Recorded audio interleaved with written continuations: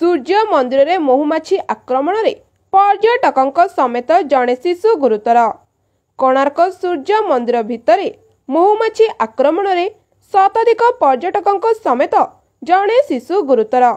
सूचना मुताबक सूर्य मंदिर भितर पूर्व द्वार मुख्य फाटकर डाण पट मंदिर उपरे महुमाछी बसा करथिबा बेले सूर्य मंदिर चतुर्पार्श्वर पर्यटक बुली देखिबा समय महुमाछी बसा छाड़ी आक्रमण करिसेंती।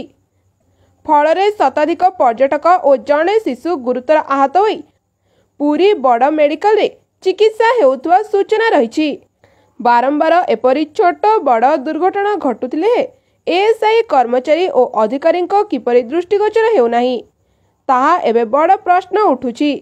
तुरंत पुरी जिलापाल दृष्टि आकर्षण करने सह किपरि सुरक्षा रे पर्यटक सूर्य मंदिर बुली जिबे सेथिपाई पदक्षेप नेबाकू कोणार्क बासिंदा दाबी करिसेंती।